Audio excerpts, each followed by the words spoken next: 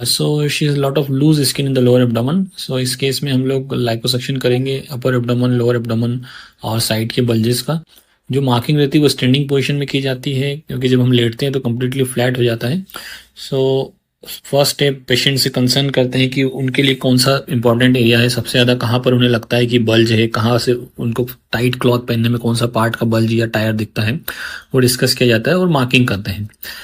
Marking करने के बाद हम लोग पेशेंट को स्पाइन एनेस्थीसिया देते हैं, जिसमें कि जो लोअर पार्ट बॉडी का वो एनेस्थेटाइज किया जाता है। ये जो प्रोसीजर है इसमें हम लोग लाइपोसक्शन करेंगे, साथ ही मसल का टाइटनिंग करेंगे और जो लूज स्किन है उसे रिमूव करेंगे। कई बार हमें अम्बलाइकस को मिसप्लेस भी करना पड़ता है, डिस्प्लेस करना पड़ता है, मतलब नई जगह से उसको निकालते हैं। अगर स्किन में लूजनेस ज़्यादा रहती तब वो करा जाता है, जिसमें कि हम लोग जो अम्बलाइकस है एब्डोमेन में नया स्किन में एक नया होल करके उसमें से अम्बलाइकस निकालते हैं। तो ये प्रोसीजर का ड्यूरेशन करीब 2 से ढाई घंटे रहता है और इसमें एक दिन हॉस्पिटल में रहने का एडवाइस किया जाता है। उसके बाद प्रेशर गारमेंट दिया जाता है जो आपको पहनना रहता है। जो सूचर्स रहते हैं और उसमें सेल्फ डिजोल्विंग स्टिचेस रहते हैं और काफ़ी नीचे रहते हैं, मतलब जो अंडर गारमेंट है उसके अंदर लाइन रहती है। पहले यदि सिजेरियन सेक्शन हुआ है तो वो लाइन सिजेरियन सेक्शन के ऊपर ही रहती है, मतलब कोई नया एक्स्ट्रा कट नहीं आता है, बस वो जो एग्जिस्टिंग सिजेरियन सेक्शन का कट है उसको थोड़ा एक्सटेंड किया जाता है।